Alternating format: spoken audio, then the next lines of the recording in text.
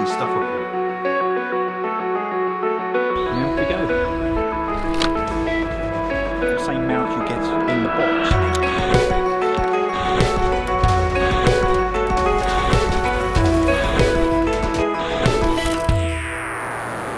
Hello and welcome back to my YouTube channel. In today's video I'm going to talk to you about the 180-degree rule and how it can be used in mountain bike filming to good effect. So hopefully after this video you can apply this rule when out on those trails. Now, having recently looked at the rule myself, it is very easy to follow and yet it can change the outcome of your films for the better. Towards the end of this video you will see how I reviewed my last film, Doug's Trail, and scored it based on this filming technique. So after this introduction to the rule, would you score it any differently to how I have done it? And does the rule really make a difference for making better mountain bike films? So join me as we have a look at this 180-degree rule. Now you may be wondering, what is this 180-degree rule and how does it apply to mountain biking? Well, it's not a mountain bike skills trick like this,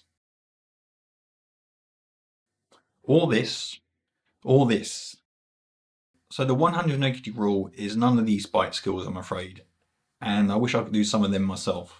So let's take a look at this rule and see if it's a game changer. The 180-degree rule is a filming technique for placing cameras in the scene or filming people up close, like 2 or 3 people having a conversation. The same rule is also used to convey direction of action, like filming a subject or an object moving in a scene or traveling on, say, a road, or in our case, a single track, moving from place A to place B. It is a traveling or subject through a scene, in our case mountain bike riders travelling down the track. I will show you how this rule can be used to good effect a little bit later. But first let me explain the principles of the 180-degree rule. Now, in many of the videos describing the 180-degree rule, they explain it a bit like this. Take 2 people having a conversation and you draw a line through the both of them. This imaginary line can be anywhere in height from down at their feet to eye level. In general, it's applied at eye level as this is the focal point of the action where you want the viewers to focus. The line depicts the dividing line between the right side and left side of the scene. Effectively, you're splitting the scene into 2 halves. All the cameras used to film that scene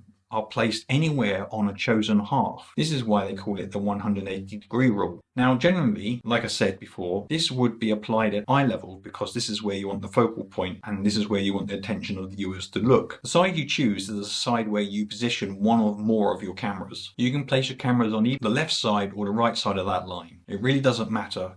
But what does matter is you do not mix the cameras up. You do not place some on the left and you do not place some on the right. They're either left or right. So once you've chosen the side, you must stick to it. If you're only using one camera, it cannot alternatively cross that line as you make those film clips of the same scene. The reason for this is to provide continuity for the viewer, to make their viewing flow and not constantly have them work out what is happening next. You're leading them on, or at least you're trying to lead them on. By having the cameras placed appropriately for the scene you are filming, you're assisting the viewers in focusing their attention to the things you want them to look at. The principle here is if the viewer has to constantly work out what they are meant to be looking at, where the scene is leading to, where is this story going, they're not fully immersed in the story. Their mind is constantly thinking, hold on, wait a minute, oh okay, now I get it. And so they're playing catch up to the next bit of the story or the action you're trying to convey. So for example, let's take these 2 people having a conversation. So we take 2 cameras which are placed looking at each person as they have a conversation. The viewer can see each person talking in turn and this feels perfectly natural. The way the filming is done and the clip is on the other side of that line during a conversation, then we have a situation where it looks like the 2 people here are looking at a third person or an object somewhere outside of the scene. And so the viewer's momentarily trying to work out, what is this third thing? What are they looking at? What is the context of the scene I'm trying to convey? And then they might conclude, oh, they're just still having a conversation between 2 people. In the meantime, you've kind of distracted them. And this is not a good thing to have your viewers do. So you need to keep those cameras on the same side to show direction, the correctly implied context and continuity you're trying to convey. Jump cuts are used to show each person alternatively for a few seconds having that conversation.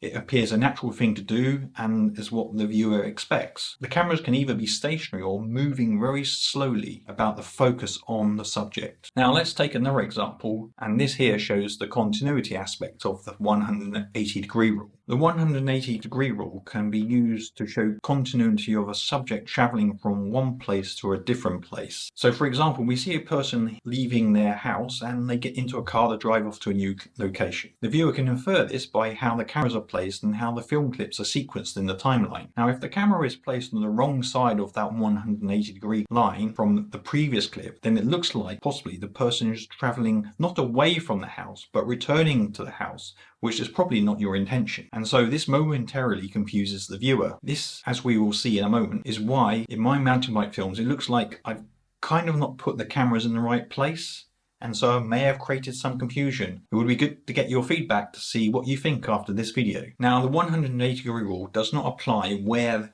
we move the camera in a scene, moving focus from one subject to another in one shot, i.e. not a jump cut. This is how we can move the cameras to a new scene by allowing the cameras to move from one focus point to another and so move across that line. Now as I said, the rule only applies to a single scene where the camera is pulled in close to the subject or subjects. The rule does not apply for far away scenic shots or where the subject is in a scene far away.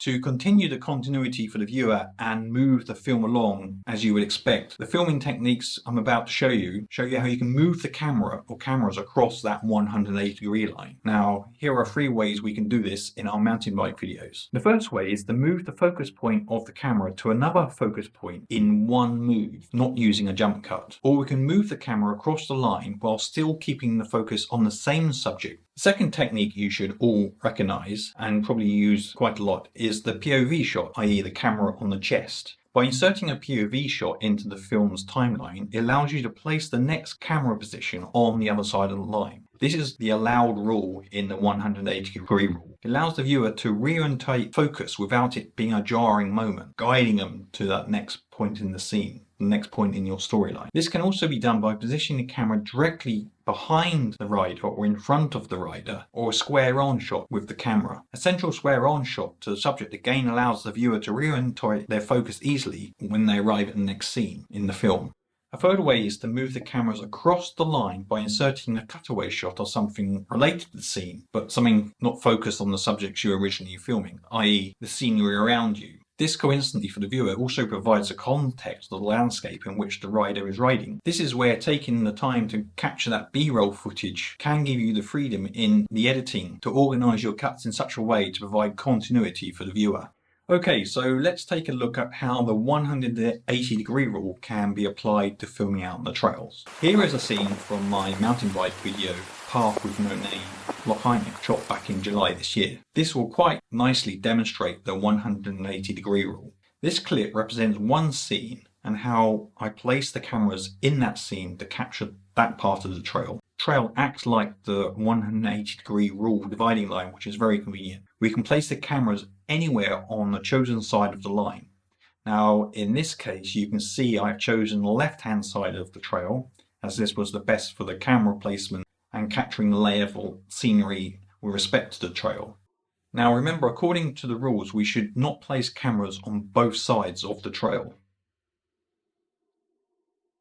Note the word should. As many tutorials on the 180-degree rule state, the rule can be ignored for good reasons, like for when you want to indicate chaos or fast action, like in a fight scene. We are not necessarily wanting to do that here, so we should try and keep those cameras on the chosen side of the line where possible. Now imagine here we have filmed that particular part of the trail and we want to move on down the trail. We can now use that front-facing or POV type shot, or put a camera on the trail line itself to show that forward or backwards. So this would be a case where I put 2 GoPros together back to back facing either direction. This also conveniently shows speed and more action as the rider rides past very close to those cameras. So we have a camera in front of the rider as he moves towards the camera, and we have a camera behind the rider as he moves away from the camera. Okay, so I hope that gives you an idea of how I would start using 180-degree rule when filming my mountain bike films. This is a technique I've only just started to apply. Now that I am aware of it, it appears, looking back at my previous videos, that I did apply this rule quite a few times. Whether this was by luck or good judgment, it just appeared the right thing to do when taking the film. It also depended a lot on where I was able to place the cameras on the ground, or where the trees were, put the cameras up the tree. Sometimes you can't find the trees in Scotland. So I thought it would be a good exercise if I was to revisit my film Doug's Trail and see where I did apply the rule and where I did not apply the rule. As you will see, I have scored myself with a thumbs up going yes, I did this correctly, and a thumbs down for where I did not apply the rule and could have perhaps done better. So here's Doug's Trail. It's going to run through, slow down at points and score plus or minus where I think I have applied the rule or not applied the rule.